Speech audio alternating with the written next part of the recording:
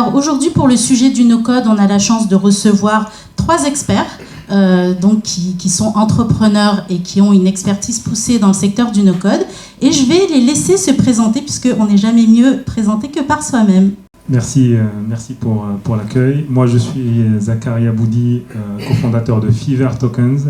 Fever Tokens se positionne comme une fabrique d'applications blockchain, Web3, et de protocoles, en particulier sur les segments des protocoles les plus sophistiqués, positionnés sur les layers de smart contracts en particulier. Et on pourra bien sûr détailler un peu ça. Évidemment, tout ça se passe en no-code. Bonjour, moi je suis Alexis Cario, je suis commercial chez Settlemint, en charge des régions Europe et Amérique. Settlemint, nous, on accompagne un public entreprise à résoudre des challenges opérationnels et métiers avec des solutions basées sur la blockchain, avec comme pilier central notre plateforme qui est no-code sur la partie plutôt infrastructure, gestion des nœuds, gestion de consortium, et par contre plutôt low-code sur toute la partie smart contract. J'aurai l'occasion aussi de détailler. Merci, moi c'est Francis Lelon, je suis CEO et cofondateur d'Allegria Group. Allegria, on est leader en Europe, donc plutôt orienté vraiment no-code, historiquement, et IA aussi maintenant depuis 1 an, parce que les deux sont intimement liés.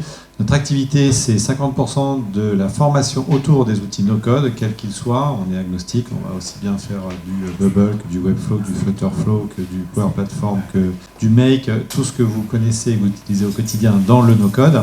Et on a une deuxième partie, 50% de notre business, qui est une marketplace de compétences autour du no-code. On fait du delivery de solutions à base d'outils no-code, de la start-up au grand compte et de plus en plus de grands comptes.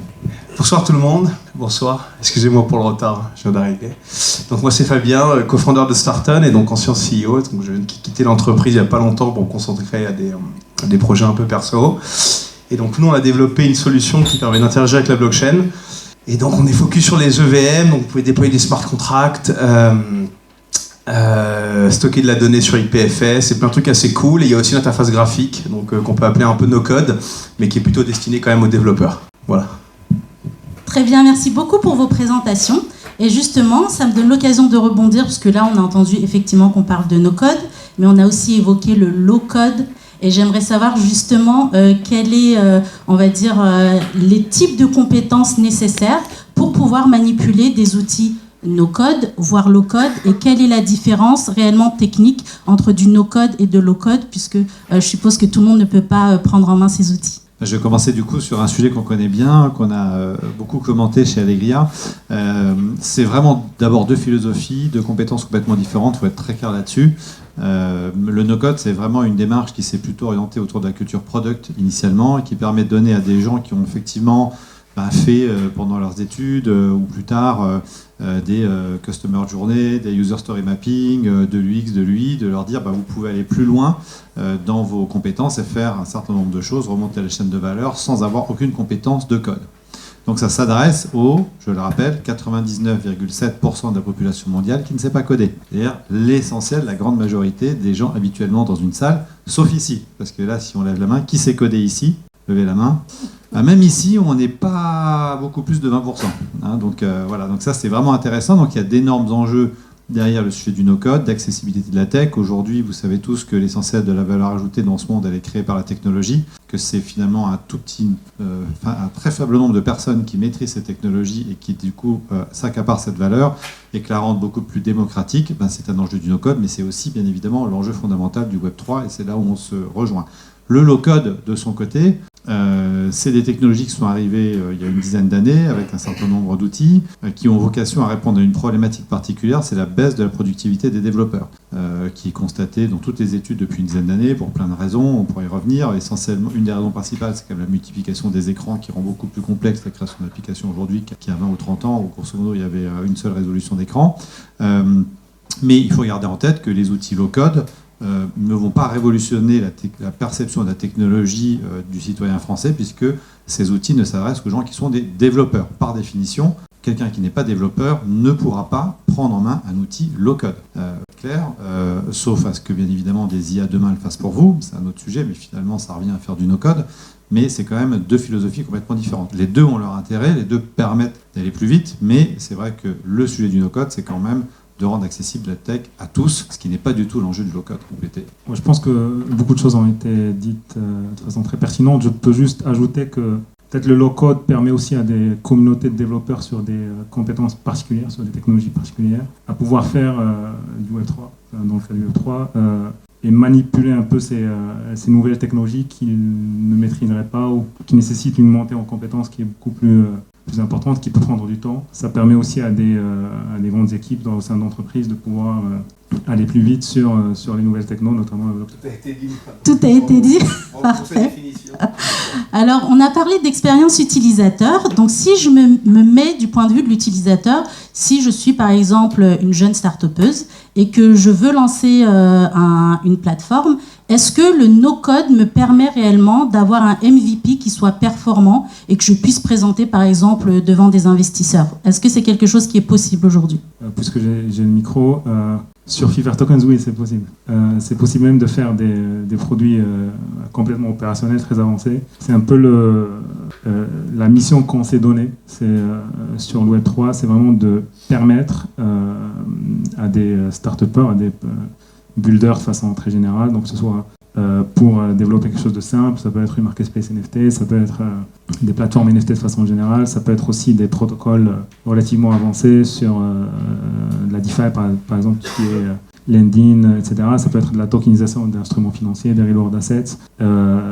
Et tout l'enjeu, c'est qu'on prenne de notre côté toute la complexité des smart contracts en particulier et toute l'infrastructure environnante pour permettre à ces builders de faire un maximum de choses sans du tout toucher au code et pouvoir se concentrer sur la valeur ajoutée downstream de leur business. Donc, et c'est déjà possible aujourd'hui sur Fever Tokens. Par rapport à Settlement, une startup, non. On s'adresse plutôt à un public qu'on appelle enterprise, donc plutôt un public dans l'entreprise large. Par contre, c'est vrai que votre question fait écho à des remarques que j'ai régulièrement de la part de clients quand on parle de plateformes type low-code ou no-code. Très souvent, il y a un amalgame qui est fait, plateforme low-code, no-code égale juste proof of concept. Et dès qu'on veut passer sur un produit en production, concrètement, il faudrait passer sur une phase de développement from scratch, ce qui n'est pas du tout le cas. Nous ici, on a des applications sur à dimension assez élevée avec, par exemple, un département agricole en Inde qui a développé une application en utilisant la plateforme qui onboard plus d'1 200 000 fermiers sur l'application pour la traçabilité du grain de blé. Et tout ça, ça a été fait grâce à une plateforme low-code. Donc, on peut aussi développer des applications at scale. Alors, je vais rebondir sur ce que tu viens de dire, parce que là, on est un peu dans l'univers corporate. Est-ce que tu sens qu'il y a une réticence des entreprises pour utiliser des outils no-code, justement parce que la sécurité, c'est un peu la problématique principale quand on utilise des outils technologiques? Et est-ce que tu penses que ça peut être un frein ou est-ce que, au contraire, c'est plutôt un plus?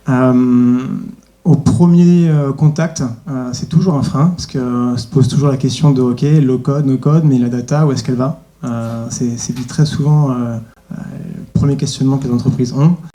Et c'est pour ça qu'en général, ce qui les rassure beaucoup, c'est d'avoir une plateforme qui va pouvoir être déployée on-premise, donc sur les propres installations du client, pour que le client puisse utiliser une plateforme low-code / no-code, mais en configurant lui-même les composants qu'il va pouvoir utiliser en matière d'infrastructure et où est-ce que les données vont être stockées, où est-ce que les clés vont être stockées, qu'il puisse avoir une maîtrise totale des différentes infrastructures qui vont être utilisées. Pour rebondir sur 2 points, juste ajouter par rapport à la question précédente que aujourd'hui les plateformes no-code, en tout cas aussi le pari un peu qu'en France, c'est le rendre le plus accessible possible d'un point de vue coût. Aujourd'hui, c'est gratuit de commencer sur Fever Tokens et pouvoir développer notamment des applications avancées. Donc ça, sur le plan d'accessibilité. Sur le deuxième point, des organisations un peu plus structurées. Aujourd'hui, nous, notre expérience avec les institutions, notamment financières avec qui on collabore, on voit clairement qu'il y a un besoin du no-code parce que ces grandes organisations veulent séparer entre les équipes qui développent, donc qui sont dans la DSI, et les équipes produits opérationnelles. Donc, et aussi, ils ont besoin de ces outillages-là qui permettent à des équipes de développer des choses et que les autres les utilisent en no-code. en fait. Et c'est un peu aussi le positionnement qu'on a par rapport à ces grandes structures, de pouvoir leur apporter toute la machinerie qui leur permet de faire ça et d'avoir des hubs internes, enfin, des applications internes no code, où d'un côté ils développent eux-mêmes, donc ils n'ont pas besoin de gérer ces problèmes de confiance, de sécurité stable, donc ils ont la capacité d'avoir le contrôle sur ça. Et de l'autre côté, ils ont des équipes qui n'ont pas besoin de coder ou d'interagir avec les équipes qui développent. Juste pour compléter là-dessus, effectivement, nous, ça fait 3 ans maintenant qu'on accompagne les grands comptes vers cette transition vers le no-code, low-code, et on a vu complètement changer, effectivement. En 3 ans, on a quasiment aujourd'hui 30 ou 40% du CAC 40 en clients chez nous. Donc, on est passé d'une phase vraiment de découverte, on va faire du POC et du MVP pour répondre à la question d'avant, à maintenant, on peut y aller. En revanche, il faut être clair, l'objectif du no-code et du low-code, c'est pas de remplacer le cœur système de la Société Générale, on est bien d'accord avec ça, c'est pas du rocket science, on n'est pas en train d'envoyer des fusées sur Mars. Il n'empêche qu'il y a un vrai besoin, une vraie demande de la part des utilisateurs pour aller vers ces outils, et que la question de la sécurité, elle n'est pas plus prégnante du côté du no-code que pour n'importe quel outil SaaS. Le jour où ils ont décidé, il y a 15 ans, de passer sur Salesforce et de passer la donnée client, qui est la valeur la plus forte finalement d'une entreprise dans le cloud, si on peut le faire avec Salesforce, on peut le faire avec n'importe quel outil no-code. Ce qui ne veut pas dire que pour chaque outil, il ne faut pas bien évidemment aller regarder toutes les conditions de sécurité, où sont hébergées les données, quels sont le RGPD, est-ce que c'est SOC 2, SOC 3, les normes ISO. Tout ça, on le regarde, et ça fait partie, nous, des éléments quand on conseille un grand compte sur la solution, enfin sur la mise en place d'une stack technique no-code, qu'on va bien évidemment regarder et challenger avec n'importe quel éditeur. Mais encore une fois, on a la chance d'avoir aussi, et tu l'as très bien dit, dans le domaine du no-code, des outils open source qu'on peut mettre on-premise, en cloud privé. Donc aujourd'hui, il y a, je dirais, des solutions pour tout, pour faire du test ou pour faire at scale, pour faire dans le cloud ou pour faire on-premise. Donc à chacun de prendre ce qu'il veut en fonction de ses propres problématiques. Et bien évidemment, à chaque fois, à des coûts aussi très différents, bien évidemment. Très intéressant ce qui a été dit. Moi, d'expérience que j'avais vue, c'est qu'une grosse entreprise, une grosse boîte, elle a peur en fait de commencer avec le no-code parce qu'elle a beaucoup plus de temps, et souvent ce qui arrive, c'est que le no-code est synonyme de faible qualité. Alors qu'une start-up, elle doit lancer un produit très rapidement, elle doit avoir une mise sur le marché très rapidement, elle doit lancer un MVP, tester son produit, et du coup, le no-code est forcément une super solution. Et bon, ça, après, je pense que les use cases varient, mais c'est ce que j'ai vu d'expérience. Merci beaucoup, c'était très clair, c'était très intéressant. Alors j'ai une autre question par rapport à tout ce que vous m'avez dit là, c'est que le no-code, ça nécessite quand même des compétences et des connaissances techniques, puisque même si on a du no-code, il faut gérer le front, il faut gérer le back, donc ça nécessite forcément quelques notions de code, quelques notions aussi de gestion de base de données. Et j'aimerais savoir quelles sont pour vous les compétences demain qui vont être nécessaires pour pouvoir travailler sur des outils no-code. Oui, c'est notre gros sujet, parce que 50% de notre activité, c'est vraiment la partie formation, et on a des gens chez nous qui se forment, qui étaient avant taxi, cuisiniers ou agents immobiliers, donc ils viennent de très très loin. Je pense qu'en fait, l'opposition, elle n'est pas code, no code, ça c'est très clair, parce que c'est juste deux manières différentes de résoudre un problème, et il y a une solution supplémentaire sur le marché qui essaie possiblement de le faire en no-code. Le vrai changement, la vraie opposition, c'est la culture tech par rapport à la culture product. Et en fait, ce qu'on se rend compte, c'est que pour vraiment réussir à prendre des gens du métier, par exemple, dans la logistique, un sales ou quelqu'un à la finance, et de le mettre à utiliser des outils no-code, quels qu'ils soient, que ce soit pour faire effectivement du smart contract ou pour faire des back-end automation ou pour utiliser d'IA, il faut avoir un minimum cette culture product. Beaucoup de jeunes générations aujourd'hui l'ont parce que vous en avez tous fait avec vos projets de start-up, dans vos écoles de commerce à la fin. Mais les gens de ma génération, j'ai eu 50 ans cette année, je peux vous dire que c'est une autre histoire, ils sont dans une culture, les gens de ma génération, avoir fait du Office toute leur vie et pas grand-chose d'autre. Et surtout, c'est des gens qui étaient, comme moi, des stars dans les années 90 parce qu'ils savaient faire des slides sur PowerPoint, à une époque où mon patron, lui, dans les années 90, qui avait mon âge à l'époque, faisait des transparences sur des rétroprojecteurs et avait la calculette avec le petit ruban. Donc tout ça a complètement changé. Donc les compétences qu'il faut avoir, et nous ce qu'on va enseigner à des gens qui veulent venir effectivement faire du no-code, encore une fois, quel que soit ce qu'on veut faire avec le no-code, c'est vraiment cette culture product. Et ça, il faut l'avoir. Et dans cette culture product, il y a un certain nombre de notions technologiques à avoir, en particulier autour des bases de données, parce que tout est data aujourd'hui, en particulier autour des API, le JSON, un peu de Python, enfin des petites choses simples qui sont accessibles à tout le monde, qui n'ont pas besoin de faire 5 ans d'études. Moi, je fais souvent une comparaison entre l'infirmière et le médecin, ou plutôt des infirmières que des médecins, mais c'est des gens qui, à la fin, avec ces outils, dans l'environnement de l'entreprise, je dis bien dans l'environnement de l'entreprise, vont pouvoir faire 80% de leurs besoins digitaux quotidiens par eux-mêmes. Et c'est ça l'enjeu fondamental de ce qu'on essaie de faire. Merci pour cette explication, c'est très, très bien expliqué, j'aurais pas pu mieux faire. Ce que je peux juste ajouter, c'est que no code, ça ne veut pas dire forcément simple. Donc, et ça, nous, on le voit très concrètement, vu qu'on se positionne sur les applications les plus sophistiquées. Donc effectivement, il y a le besoin d'avoir cette culture tech et de comprendre quand même ce qu'on est en train de faire. Quand on est en train de développer une application, il faut être vraiment expert du métier. Et je pense que ça doit être encore plus compliqué pour des outils du Web3, puisque pour pouvoir paramétrer et déployer des smart contracts, ça nécessite quand même des connaissances assez poussées. Donc est-ce qu'il faut former les gens ? Est-ce qu'il y a des compétences vraiment qui sont en train de se dessiner et qui sont nécessaires pour les étudiants aujourd'hui ou les personnes qui veulent se lancer et utiliser des outils no-code ? Je pense qu'il est nécessaire d'avoir au moins soft skill, la curiosité intellectuelle, de pouvoir se former. Nous, de notre côté, on essaie toujours de faciliter le maximum de choses. Donc, on travaille sur par exemple des templates, des guidelines, une sorte d'aiguillage automatique un peu sur la plateforme pour, en fonction du type d'application, faciliter au maximum le chemin pour l'utilisateur final. Il y a aussi l'intelligence artificielle qui va permettre énormément de faciliter ces choses-là. Donc ce qui va rester, c'est vraiment pouvoir faire la traduction entre le métier, donc vraiment le domaine de l'application qui est construite, avec les outils qui sont disponibles. Et faire les bons choix. Donc effectivement, ça nécessite beaucoup plus de soft skills que de hard skills en réalité. Il y a la question de la culture et de ce rapprochement qui est très important. Je trouve le positionnement hyper intéressant. Alexis, tu veux réagir ? Oui. Alors, par rapport au no-code, je pense que même s'il n'y a pas besoin de connaissances sur des langages précis, il faut quand même avoir une logique, mais tout a été dit globalement, il faut avoir une logique quand même de programmation, être capable de jouer sur la logique des briques de code qui vont être générées automatiquement et pouvoir moduler son application et lui faire faire ce qu'on veut.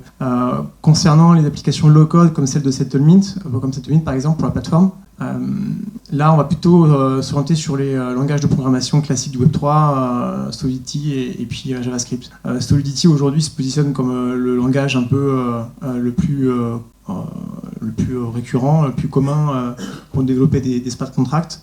Donc un développeur qui connaît à minima Solidity va avoir davantage de portes ouvertes que sur d'autres langages de smart contracts. Très bien. Alors, par rapport à tout ce qui s'est dit, je voudrais savoir si globalement, on pouvait synthétiser en disant que les outils no-code permettent d'avoir une forme de standardisation au niveau de l'UX, c'est-à-dire avec des interfaces qui sont ergonomiques, avec voilà, des parcours utilisateurs qui sont efficaces parce que déjà étudiés en amont. Et ce que j'aimerais savoir, c'est est-ce qu'on peut réellement personnaliser un outil avec du no-code vraiment à son maximum. Elles sont où les limites du no-code en termes de personnalisation d'outils ? Concernant Settlemint, donc la partie no-code, c'est vraiment la partie infrastructure, gestion du réseau, la partie infrastructure de nœuds. On peut tout à fait set up son réseau en faisant aucune ligne de code, juste en paramétrant des champs et en rentrant les paramètres dans ces champs-là. Après, par contre, si vous avez des connaissances en développement et que vous voulez personnaliser davantage votre réseau et rentrer vraiment dans la console, vous pouvez tout à fait le faire après un peu plus via d'autres fonctionnalités depuis la plateforme. Donc oui, aujourd'hui, les plateformes low-code ou no-code permettent de gagner du temps et puis de s'abstraindre de la difficulté liée à la technologie, mais n'empêche en rien de pouvoir conserver l'expérience d'un développeur si on est attaché à cette expérience-là. Oui, pour compléter un peu, effectivement, le no-code peut se trouver sur un spectre quand même très large, sur différents niveaux de l'application. Donc, sur la blockchain, ça peut être au niveau des nœuds, ça peut être au niveau des wallets, ça peut être au niveau des smart contracts, de l'interaction avec les smart contracts, tous ces éléments jusqu'au front, et la gestion des utilisateurs.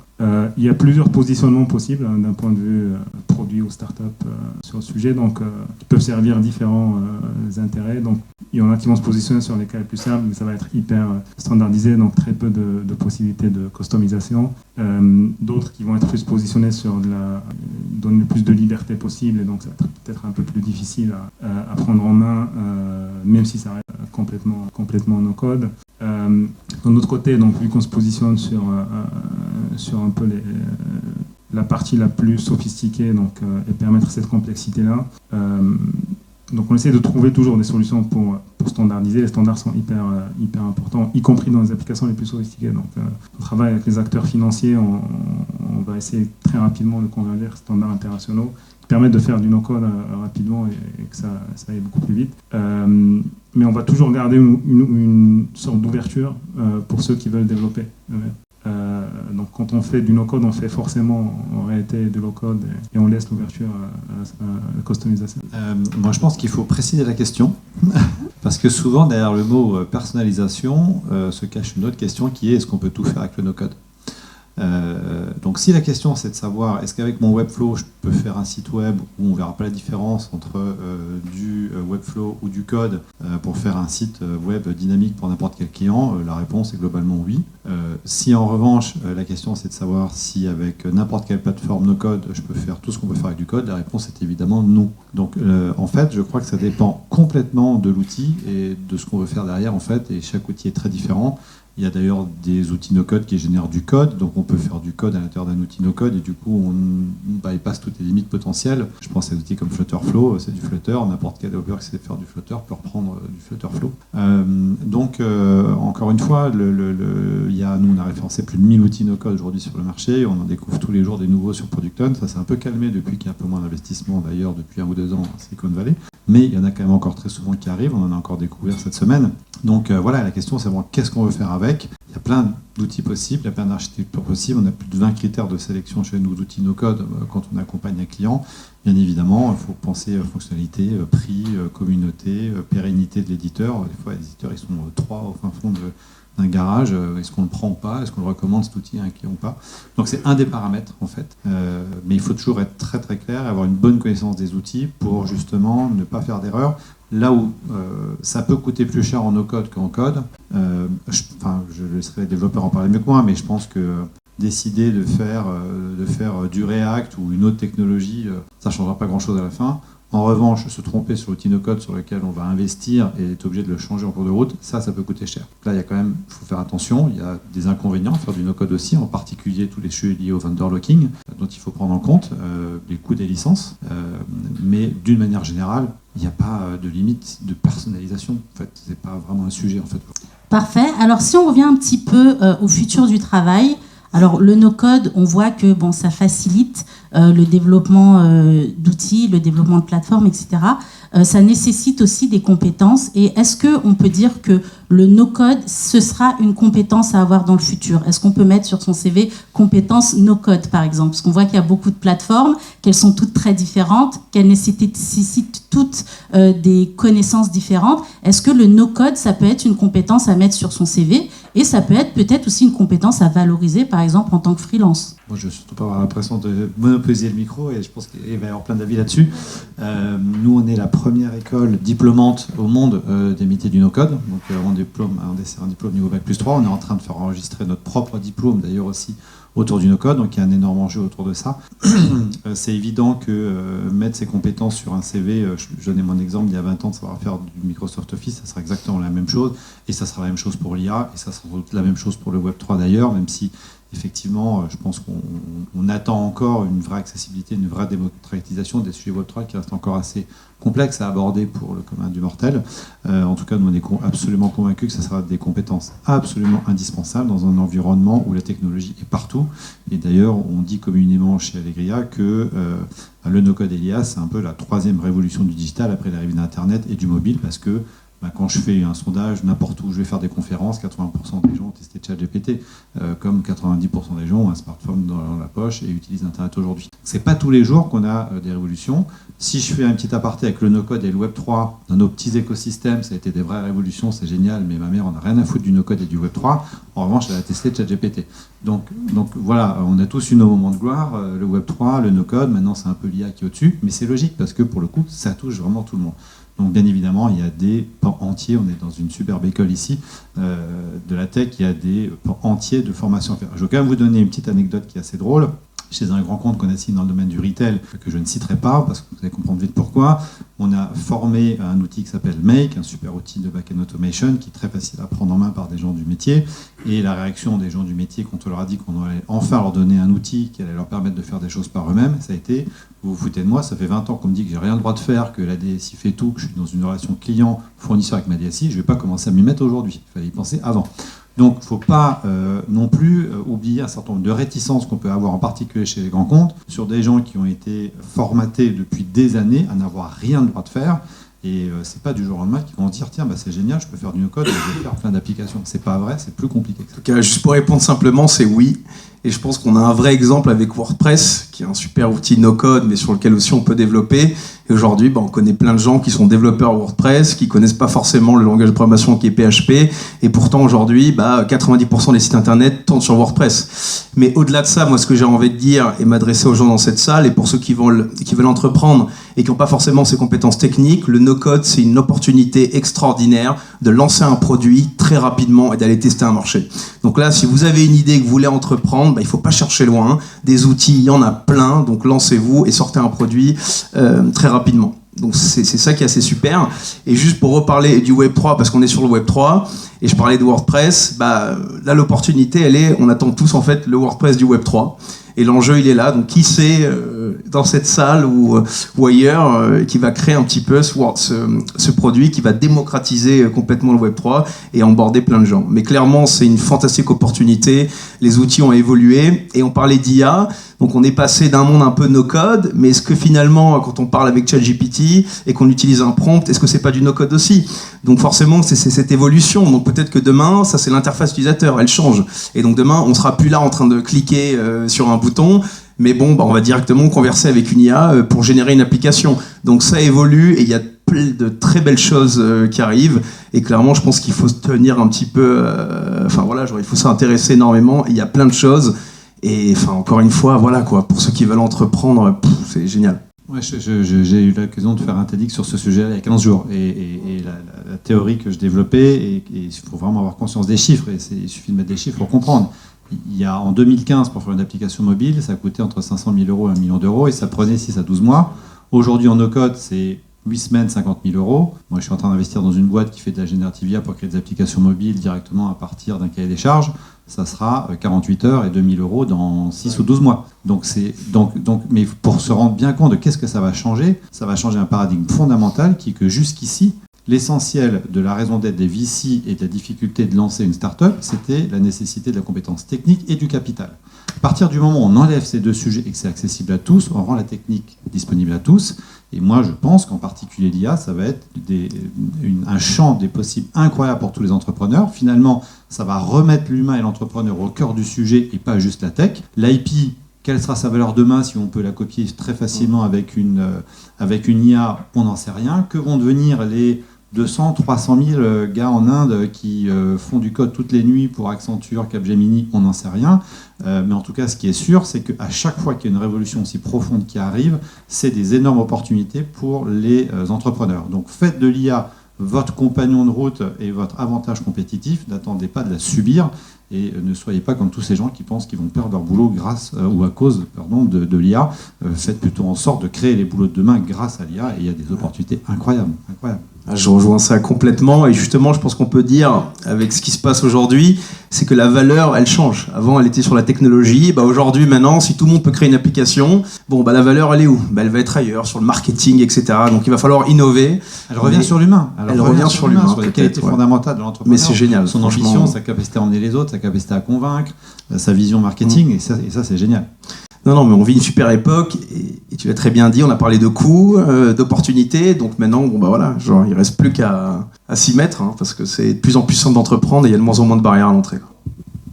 Je suis parfaitement aligné avec tout ce qui a été dit. Juste pour revenir à la question, moi je pense, donc, comme ce qui a été dit, il ne faut pas mettre le terme no-code en tant que compétence. Il faut être plus spécifique que ça par rapport à un outil. Pour moi, une compétence, c'est capacité d'appliquer des connaissances, des aptitudes en utilisant des outils pour faire quelque chose, réaliser une tâche particulière. Donc, après, soit une maîtrise des outils spécifiques, qui peuvent être plus ou moins compliqués, donc ça peut être une compétence. Et l'autre compétence qui peut être intéressante, c'est de pouvoir effectivement faire le bon choix d'outils en fonction de l'application sur laquelle on se positionne. Donc là aussi, c'est pas évident avec la multiplication des outils qui vont exister. Il y a la question des différents risques par rapport au choix de certains outils. Donc toutes ces compétences-là vont être hyper importantes. Bien écoutez, merci pour ces échanges qui sont vraiment très riches. Alors, puisqu'on a une audience ici, peut-être qu'il y a des questions de la part du public. Est-ce que vous avez des questions pour nos intervenants ? Ouais, j'arrive. Alors, merci déjà vous tous. Moi, j'avais une première question. Quelqu'un qui a un projet, qui veut se lancer en no-code, qui ne s'est pas encore formé sur un outil, il va faire des recherches et il va rapidement se lancer, commencer à se former sur un certain outil. Il va tester son marché, potentiellement il va pivoter, son produit ne ressemblera plus du tout à ce à quoi il avait pensé au début. Il va aussi peut-être devoir s'orienter vers un nouvel outil no-code, se reformer. Aujourd'hui, il y a plein d'outils qui proposent plein de possibilités différentes. Moi, j'ai pas forcément eu l'idée qui m'a donné envie de me lancer et du coup de m'orienter vers un certain outil.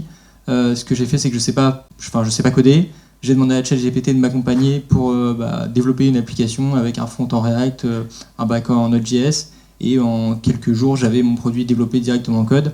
Pourquoi j'irais me former à un outil ou plusieurs outils alors que je peux le faire avec du code et un assistant AI et que dans quelques années, j'aurais plus qu'à décrire le produit que je veux et je l'aurai en code ou en no-code assez simplement. Je pense que tu vas être très vite limité, à mon avis, à suivre un prompt sur ChatGPT. Peut-être que tu as réussi à lui expliquer, à décrire l'app que tu voulais, mais dès que tu vas vouloir... le micro.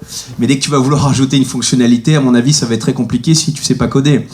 Et après, pour ce qui est le choix des technos, ou le choix des outils, il y en a plein, mais c'est comme choisir un langage de programmation. Finalement, il n'y en a pas un qui est meilleur qu'un autre, peut-être que certains sont meilleurs pour tel type d'utilisation, mais ce qu'il faut, c'est une question d'affinité aussi. Donc tu vas prendre un outil, tu vas commencer à lire la documentation, à t'amuser avec, puis tu vas dire non, c'est complètement pourri, j'aime pas, et je passe à un autre. Ou alors peut-être que tu auras une affinité. Mais là, je te le dis direct, en utilisant un prompt avec ChatGPT, si tu sais pas coder, tu vas être très limité, et je doute que tu puisses vraiment partir en production et même commercialiser ce produit. Tandis que si tu passes par un véritable outil no-code, il y en a plein, et je pense qu'il répondra mieux, mais je pensais, c'est quoi, c'est Bumble. C'est ça, oui. Qui est un superbe outil, et tu peux faire plein de top applications avec, mais tu seras limité. Donc vraiment, ce qu'il faut, c'est essaye, prends un outil, teste-le, et tu verras bien si tu as une affinité avec et si ça répond à ton use case. Et si c'est pas le cas, tu passes à un autre. En fait, le cas d'usage que tu présentes, c'est un peu un cas d'usage intermédiaire aujourd'hui. C'est-à-dire, pour faire ce que tu fais, il faut quand même savoir ensuite récupérer le code que va te proposer ChatGPT, l'héberger, avoir des serveurs, tout ça, c'est déjà des compétences qui sont au-delà des compétences moyennes des uns et des autres. La vision que tu portes aujourd'hui de demander à une IA de faire une application par rapport à une idée, c'est exactement la vision que je décrivais tout à l'heure, mais c'est pour dans 12, 24, 36 mois, on verra. J'arrête de faire des prévisions, ça fait 5 ans que je dis à ma mère qu'on aura la voiture autonome l'année prochaine, donc j'arrête de faire des prévisions, mais c'est un vrai enjeu et c'est vers ça qu'on va. Ta vision, c'est exactement vers ça qu'on va. Quand, j'en sais rien. Aujourd'hui, en revanche, ce qui est sûr, c'est qu'il y a un certain nombre d'outils no-code assez généralistes. Généralement, tu as toujours besoin de 2-3 choses. Tu as besoin d'un front, tu as besoin d'une app métier et tu as besoin de connecter plusieurs outils entre eux. Bon, ça, c'est 3 outils no-code. Un front, tu vas faire du Webflow. L'app métier, tu vas faire du Bubble. Et puis, tu vas prendre du Make pour mettre la sauce de workflow entre tout ça. Ça marche toujours assez bien. Ou tu vas faire du Xano WeWeb ou du Xano Flutterflow si tu sais faire un peu de Flutter. Donc, il y a quand même aujourd'hui chez nous un certain nombre de patterns d'architecture technique qui correspondent assez bien à je veux faire du e-commerce, ou je veux faire une marketplace, ou je veux faire une application mobile. Donc, tu as quand même quelque chose au départ qui te permet de savoir ce qu'il y en a. Ensuite, on a beaucoup de clients qui évoluent en cours de route. Et ça, c'est pas grave. Et on en a qui ont levé 40 millions, 50 millions. Je pense à des Zephyr, à des Prélo qui sont toujours aujourd'hui sur du no-code. On a un client qui a 5 millions d'utilisateurs sur du Xano aujourd'hui, plateforme no-code de base de données qui fonctionne très bien. Donc, c'est pas grave de démarrer avec du Airtable ou même du Notion. Nous, aujourd'hui, l'école, elle est entièrement gérée sur Notion, avec du Airtable et des automations, ça marche très bien. Et puis ensuite, de se dire, je vais faire ma V2, Et là, je vais réfléchir à une autre architecture technique. J'ai besoin d'avoir un back-office, j'ai besoin d'avoir des écrans, je vais recruter des personnes. Et là, je vais peut-être passer sur du Bubble plus Xano.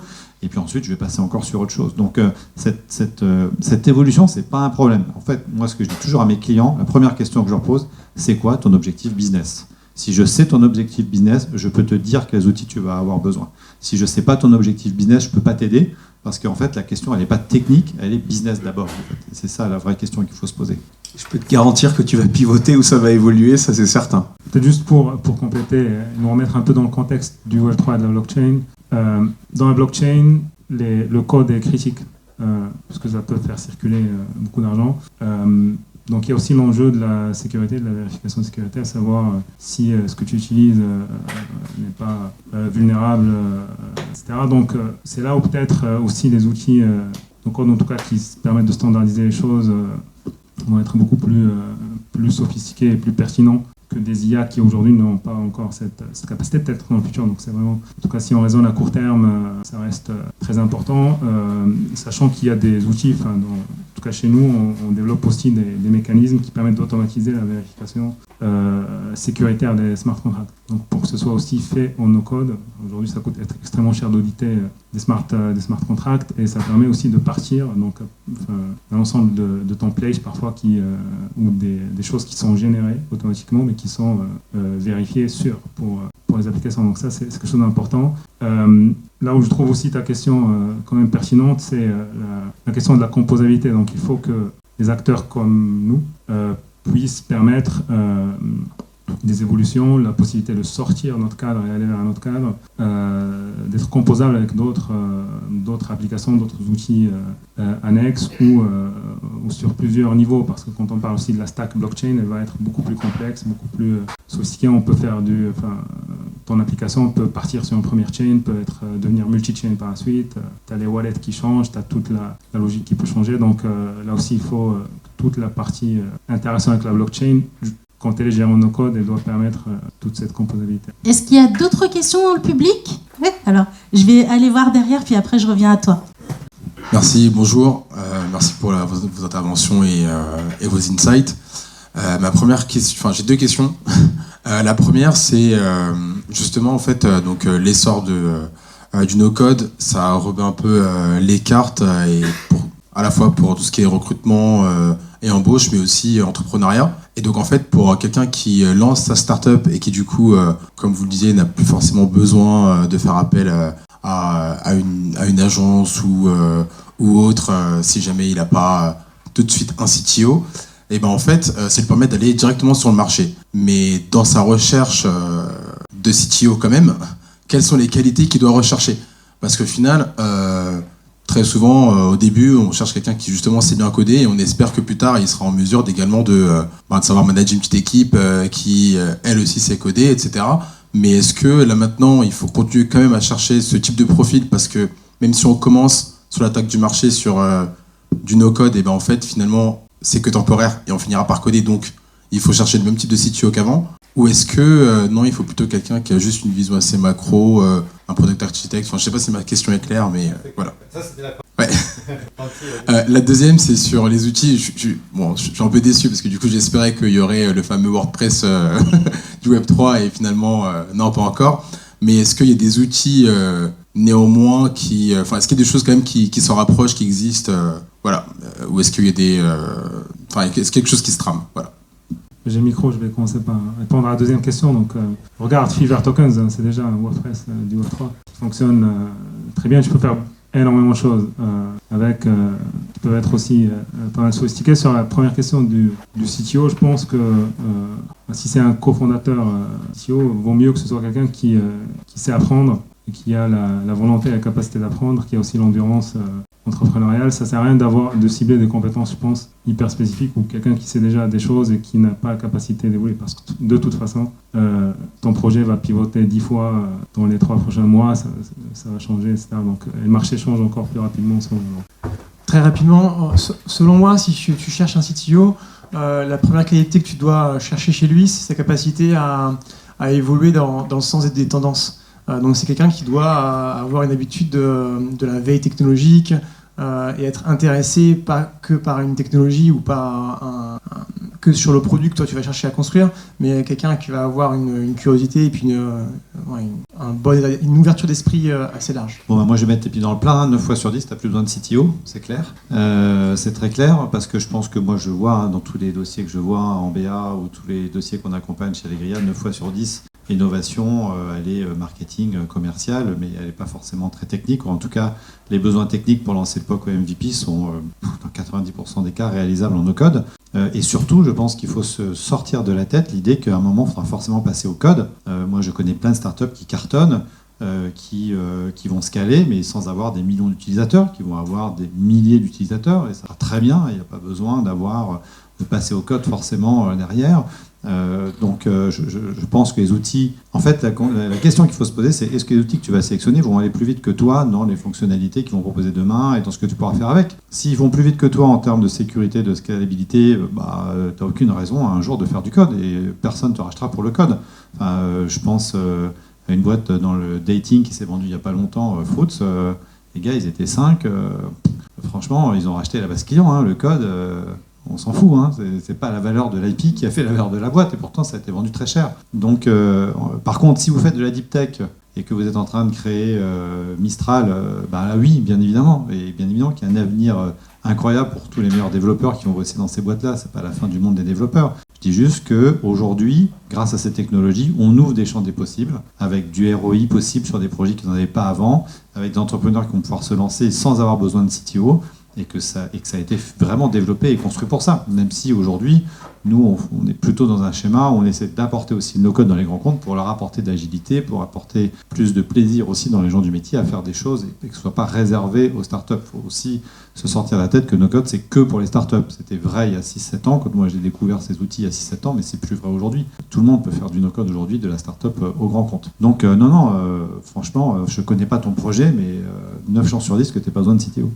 Non, moi j'aurais plutôt d'ailleurs dit directeur de la transformation digitale, mais c'est peut-être un biais. Alors quelqu'un qui a maîtrise le produit en revanche. Exactement. Ça, product à fond.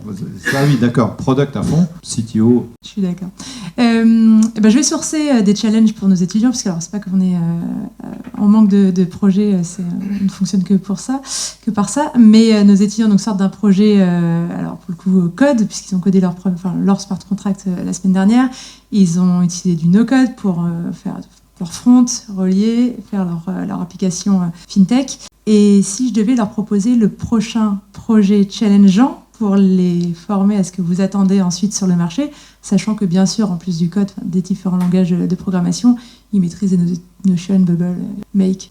En tout cas, nous, ce qu'on va proposer aux étudiants qui font du dev, c'est de pouvoir contribuer à tout ce qu'on fait sur l'open source. En fait, juste pour expliquer très rapidement la technologie sur laquelle on se positionne, donc nous, notre cœur de métier, c'est de rendre scalables les applications à base de smart contracts, notamment sur toutes les blockchains EVM. Et pour ça, on a créé une sorte de framework qu'on appelle Package Oriented Framework, donc qui permet de packager des bouts de smart contracts et de pouvoir éventuellement les monétiser sur un hub. Et in fine, arriver sur quelque chose comme un App Store, où on a d'un côté ceux qui utilisent tout ça en no-code, donc qui vont juste plug and play des packages, donc des bouts de smart contracts, et de l'autre côté, on a des développeurs qui proposent donc des smart contracts hyper spécialisés ou des fonctions qui peuvent aller sur un smart contract et qui peuvent être monétisés à la fois off-chain et on-chain. Aujourd'hui, on commence à atteindre ce niveau de machinerie de notre côté qui permet de développer ce type de package parmi les choses qu'on peut proposer. Donc on a aujourd'hui déjà des grandes institutions, notamment dans la finance, qui développent des packages et qui le proposent à d'autres institutions pour pouvoir les utiliser. On a lancé récemment un partnership avec un grand cabinet de conseil qui va aussi développer plein de packages spécialisés dans les instruments financiers. Donc ça, c'est quelque chose qui est ouvert à la communauté des devs. On planifie pour l'année prochaine de lancer beaucoup de hackathons pour attirer la communauté de devs pour développer des packages. Donc ça, c'est particulièrement ouvert aux étudiants développeurs. On parle des challenges Web3 ou challenge général technique? J'ai pas une grande idée tout de suite là. Mais du coup Epitech, parce que moi je connais un petit peu la formation, mais moi j'avais fait 42 et je sais qu'il y a une partie du programme qui est quand même assez similaire et ce qui est fort aussi dans ces formations, c'est qu'on apprend sur les langages assez bas niveau qui sont le C, le C++ et tout. Ok, ok, désolé, parce que je connais pas la différence. Ok, d'accord, d'accord, pardon. Très bien, ok. Ok. Ok. Bon, j'étais à côté complètement alors. Ok. Et bien du coup, je pense à l'actualité. Non, mais je pense à l'actualité là. On a vu là, il y a eu une conférence super. Bon, il s'est passé plein de choses avec OpenAI récemment. Mais ils ont lancé une nouvelle fonctionnalité là, les GPTs, et chacun peut créer son propre GPT. Donc sur un sujet. Ah bah mince, ouais, c'est pas vrai. Bon, si j'ai une autre idée, je te dirai là, comme ça j'en ai pas. Peut-être un challenge, si, vu que les gens ne codent pas du coup, peuvent aller sur la plateforme Fiverr Tokens, elle est gratuite, sans permissionless, donc ils peuvent lancer l'application la plus complexe possible qu'ils veulent. Ça peut être soit des SBT pour faire des diplômes, soit créer même un protocole de crédit. Donc, en fonction du besoin. Donc, tout ça peut se faire en no-code sur Fiverr Tokens et connecter un ensemble d'applications aussi externes, si possible. Non, mais ce que je parle, c'est que la feature, elle est sortie il y a un mois. Donc, ok, d'accord. C'est quand même intéressant d'aller creuser là, ce qui s'est passé, parce que ça a quand même complètement changé par rapport à un petit moment. Et je pense qu'il y a de belles applications à sortir, quoi, genre assez ciblées, assez niches. Ouais, mais là, c'est configuré son propre GPT, franchement, c'est sympa. C'est sympa de faire une feed tech en exercice, mais nous, il y a des sujets qui sont très importants chez nous sur lesquels on investit beaucoup, c'est tous les sujets impact. Il y a plein d'assos qui ont régulièrement besoin d'avoir de l'aide, de gens qui savent faire du no-code. Il y a, nous, on fait des fair price pour les associations qu'on accompagne, par exemple aussi. On essaie de donner des jours de makers quand ils sont libres en intercontrat pour développer des choses. Et je fais partie des gens qui pensent que pour résoudre les problèmes aujourd'hui de notre planète, et en particulier dans le domaine de la RSE ou du climat, on va avoir besoin de 4-5 technologies dans les années à venir. L'IA en est une de celles-là qui est déjà disponible, les autres on les attend encore, mais en tout cas je pense que c'est sympa aussi peut-être de leur trouver des projets impact, ça serait pas mal. Un projet impact pourrait être assez sympa d'ailleurs, c'est de féminiser un peu plus la salle dans ce genre de réunion, ça serait pas mal. Bravo, c'est génial. C'est génial. Non, mais c'est un vrai enjeu. Hein. C'est un vrai enjeu. Des projets auxquels je pense, moi, ce seraient des projets autour de l'identité décentralisée. C'est des sujets qui, en Europe, sont un petit peu moins présents que dans d'autres régions dans le monde, mais notamment en Asie, où c'est en train d'émerger fort là-bas. En Europe, ça va venir aussi à pleine vitesse. Et typiquement, la blockchain permet de faire des choses fantastiques avec ça. Moi, j'avais une deuxième question, plus par rapport à la sécurité.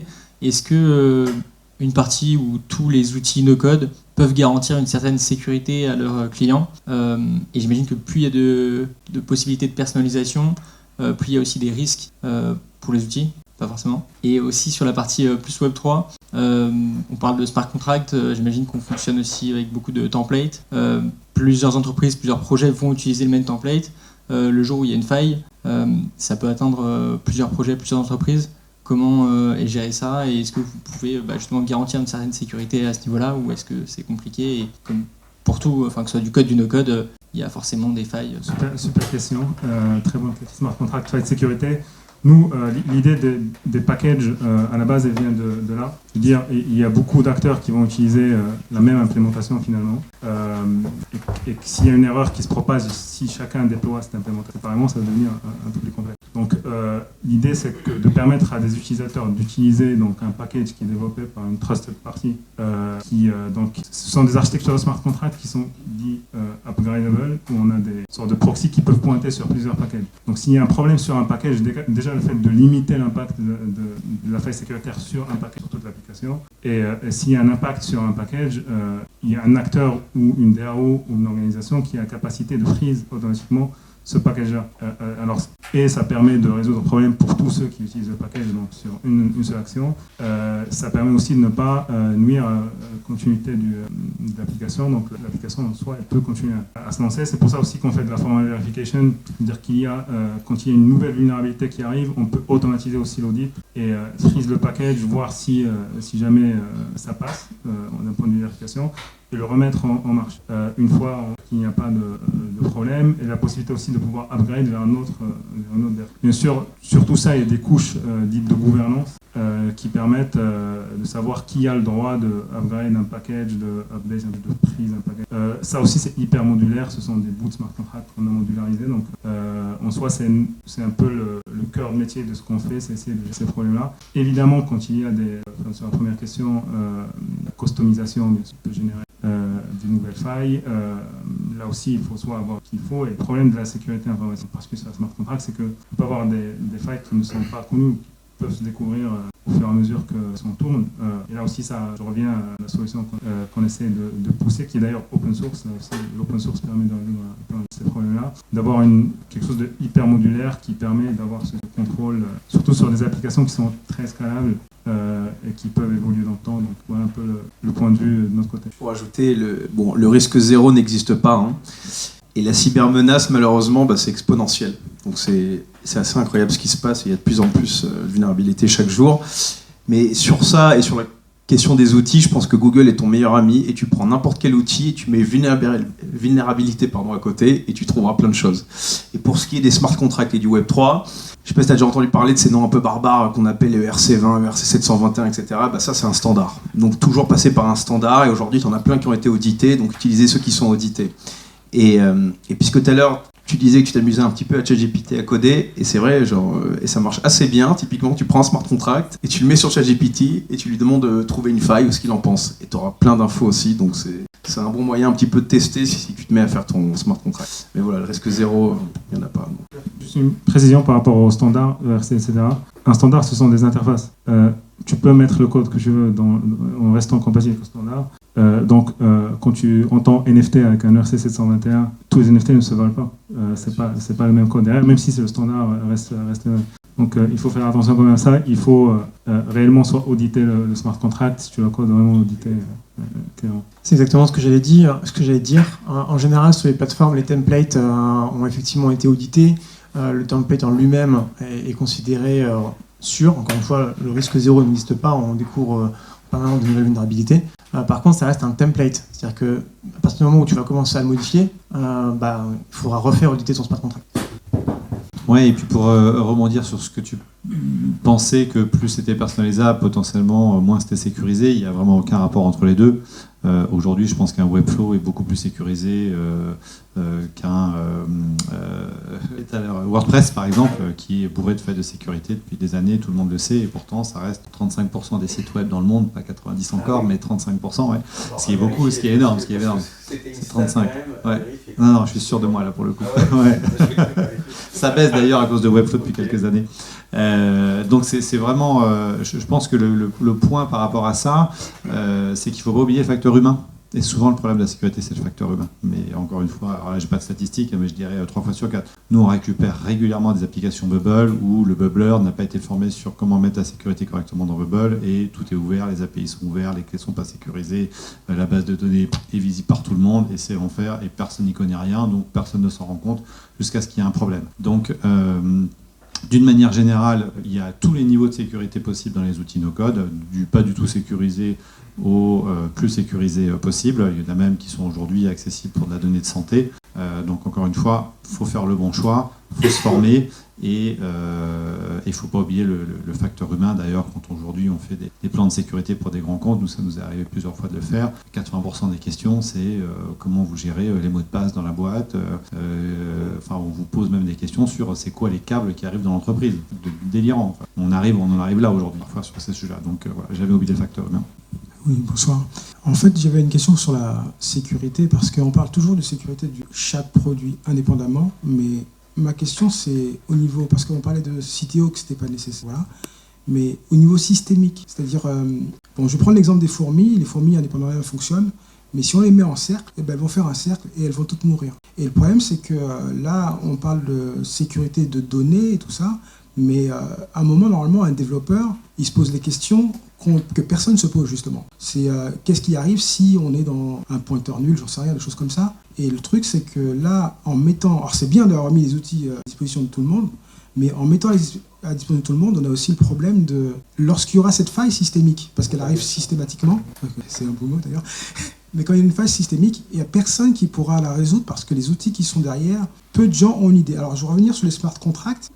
Là, on parlait de bout de smart contract, je ne sais pas ce qu'il y a dedans évidemment, mais un smart contract, après, il y a un risque qu'il s'enchaîne et contrairement à WordPress où ça va être de la publication qui sera erronée peut-être, le smart contract, si j'ai bien compris, c'est de l'argent quand même. Enfin, je veux dire, là, il y a un risque qui est nettement plus grand. Et en fait, ce que je me pose comme question, c'est qui, enfin, c'est peut-être un nouveau métier, mais qui va regarder le CTO, super CTO, on va dire, qui va regarder, bon, ben voilà, ça fait un cycle, on perd de l'argent.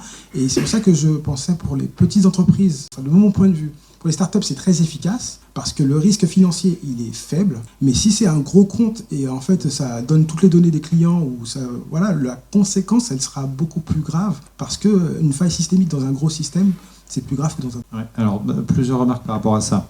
Je suis certain qu'aujourd'hui, énormément de sites web hébergés chez Webflow sont mieux sécurisés que des sites web hébergés par le comptable de la PME machin qui connaît strictement rien et qui a mis. Donc, et c'est pareil pour le code. Hein. Nous, on me dit tout le temps, les développeurs, encore une fois, il n'y a pas de dire code no code, mais il y a plein de développeurs qui me disent le code de l'IA il est moins bon que celui que je fais.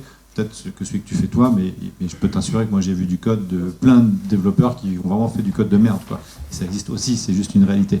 Donc la sécurité, c'est un petit peu le même problème. En fait, il faut toujours garder en tête que le niveau de sécurité, il est à mettre en fonction du risque en face. Il y a plein de boîtes qui vivront jamais de cyberattaques, qui sont pas vulnérables, qui s'en foutent, qui n'ont pas de la donnée hyper critique, et pour qui le niveau de sécurité, j'allais dire, standard est suffisant. Et c'est pas pour autant qu'il n'y a pas un énorme effort à faire de sensibilisation des entreprises en particulier et des chefs d'entreprise sur ces sujets auxquels la plupart du temps ils y comprennent rien. D'ailleurs, dans le no-code à proprement parler, il y a une boîte qui s'appelle NC-Scales qui s'est spécialisée sur la sécurité dans le domaine du no-code. Ça prouve qu'effectivement il y a vraiment un sujet là-dessus.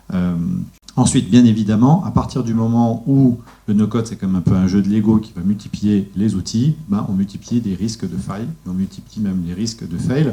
Puisque, je sais d'entre vous qui pilotent des avions, mais la première chose qu'on t'apprend en avion, c'est que plus tu as de moteur, plus tu as risque de tomber en panne. Quand tu as un moteur, tu n'as qu'une chance. Quand tu as 4 moteurs, tu as 4 fois plus de chances de tomber en panne d'un moteur. Là, c'est exactement la même chose. Donc, il faut faire attention à ça. Et quand on met dans une chaîne de valeur, imaginons n'importe quoi, order to cash, 5-6 outils, signature du contrat, paiement en ligne, relance automatique, envoi de la R24, machin, s'il y a une API qui tombe dans le truc, c'est tout l'échafaudage qui peut potentiellement tomber. Donc ça pose des questions nouvelles, ça nécessite des compétences effectivement un petit peu en architecture de code. Est-ce que ça doit être fait par des devs ou pas? Je ne sais pas, mais en revanche, effectivement, il y a potentiellement un effet boîte noire. Nous, ça nous est arrivé d'avoir effectivement sur Bubble des bugs de l'application Bubble qu'on n'arrivait pas à corriger, qui généraient des failles de sécurité.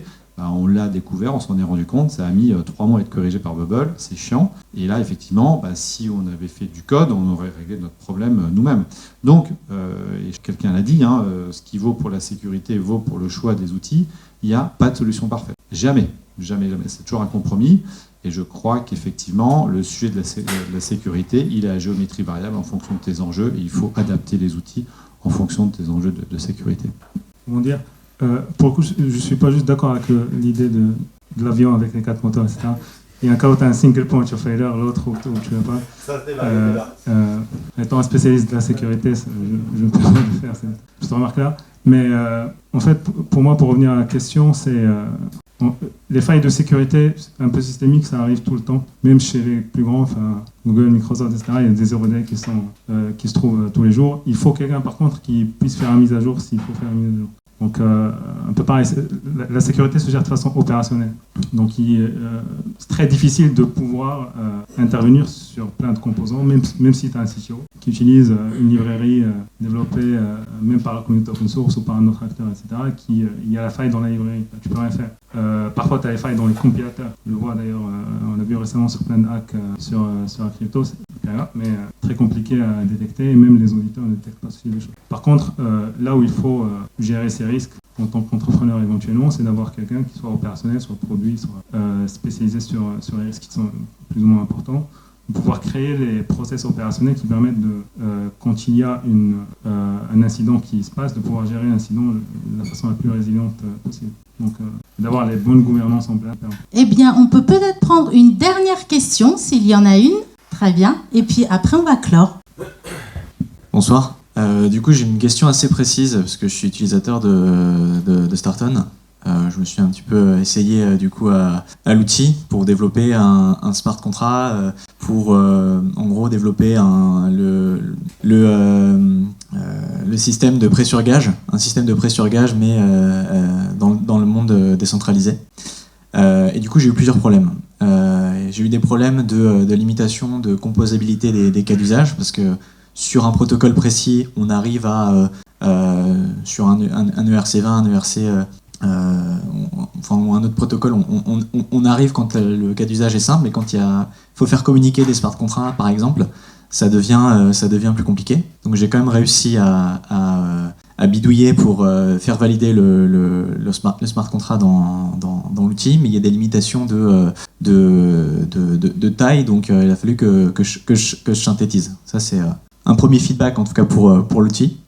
Et pour la question, du coup, j'ai mon smart contract. On parlait tout à l'heure de composabilité. Moi, j'aimerais bien avoir votre point de vue, justement, si on prend de la hauteur et que on veut, du coup, une fois qu'on a notre smart contract, une fois qu'on a une idée un petit peu de comment on veut composer notre front, quels sont les outils, en fait, no-code qu'on va pouvoir utiliser comme toolbox, du coup, pour composer le reste de notre produit. Donc, OK pour le smart contract, OK pour le front, il y en existe quelques-uns dans le Web3, mais si on se focus sur le Web3, qu'est-ce que c'est aujourd'hui la boîte à outils que vous nous conseillez pour le front, pour le smart contract, pour le back et pourquoi pas pour le growth. Merci pour le feedback. Je transmettrai à la team ton feedback. Moi, je suis parti il n'y a pas longtemps du coup pour me consacrer à d'autres projets, mais je t'invite à contacter le support qui est hyper réactif. Mais normalement, tu vas pouvoir faire beaucoup de choses. Après, là, je pense où on intervient, où c'est intéressant, c'est toi, tu vas développer ton smart contract de ton côté, et puis nous on va t'aider à le déployer, quoi. Puis c'est un peu comme une rampe de lancement. Mais bon, voilà. Va sur le Discord, on est assez réactif normalement, donc pose ton problème. Après, moi, pour les outils, on peut parler de ces outils-là qui sont à côté, pareil. Effectivement, pour la partie smart contract, tu peux passer sur Fever Tokens, revenir après sur Starton. Mais juste pour faire un petit point sur la composabilité, donc il y a plusieurs niveaux de composabilité quand tu fais, vu que tu fais un peu les smart contracts. Donc tu peux vouloir éventuellement au niveau smart contract avoir des smart contracts qui interagissent avec d'autres protocoles, c'est pas du A à Z, pouvoir aussi interagir avec des protocoles de compliance, des outils qui permettent de faire du KYC, des choses comme ça, vraiment à l'échelle des tokens.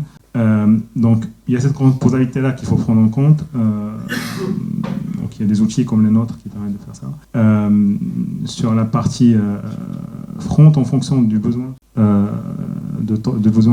si tu vas vouloir avoir des utilisateurs, si c'est toi-même qui va opérer, si l'équipe qui va opérer, par exemple, c'est un protocole, ça peut être vous-même qui opérez. Et, de toute façon, dans la DeFi, tout est composable. Donc, c'est des smart contracts qui vont communiquer avec ton propre smart contract. Donc, il faut gérer ça peut-être à ce niveau-là. Là, tu as plein d'outils éventuellement pour interagir avec, déployer, interagir dans Starton. On a aussi pas mal de boîtes à outils à ce niveau-là. Si tu veux créer un front en top of ça, tu peux utiliser des API ou des outils qui permettent aussi, côté Fever, on a des templates de UI, donc des composants UI que tu peux intégrer soit dans une application existante, soit tout développer de zéro, donc que ce soit pour permettre à l'utilisateur d'utiliser des wallets ou par exemple de payer certains tokens en fiat via du Stripe ou d'autres choses comme ça. Donc en tout cas, je t'invite à regarder Fever Tokens pour le coup. Ouais. J'ai un super boilerplate pour toi là sur GitHub, mais j'ai plus le nom. Il faut que je te le retrouve et il y a plein de trucs assez cool. Mais tu m'enverras ton Telegram ou quoi, je te l'enverrai. Vraiment une boîte à outils de folie, open source et tout que je peux t'envoyer. Moi, j'ai pas une liste d'outils, mais je pense à un outil qui fait un peu la synthèse avec les questions d'avant. Et puis ta question, c'est Zama, la nouvelle boîte de Randindy, qui fait du cryptage total sur l'ensemble de la blockchain de A à Z, qui apporte une sécurité incroyable, justement, de la donnée sur la blockchain et qui vient de lever pas mal d'argent et qui se développe super bien et qui est une technologie incroyable. Donc, je pense que, un peu comme dans l'univers du no-code, même si effectivement on sait tous qu'il y a un peu moins d'investissement en ce moment dans tous ces domaines-là, mais les boîtes à outils évoluent à une vitesse incroyable. Enfin, nous, notre meilleur ami, c'est Product Hunt, parce qu'on en découvre vraiment tous les jours. Donc, pas hésiter à les tester, à discuter dans la communauté pour découvrir des nouveaux outils. Il y en a plein. Moi, je suis plutôt sur un public enterprise et puis à promouvoir un outil de low-code et non de no-code. Donc, je ne saurais pas répondre à ta question. Sur une toolbox no-code, je ne sais pas. Bien, merci beaucoup. Merci beaucoup pour toutes ces informations. C'était vraiment très riche. Et moi, en tout cas, j'en ai beaucoup appris sur l'univers du no-code, que je ne connais pas si bien que ça, pour être tout à fait honnête. Merci aussi au public, parce que vous avez posé des questions vraiment très pertinentes. Et ça nous a vraiment permis d'enrichir les débats. Merci aussi à Epitech de nous avoir accueillis, vraiment très sympathique.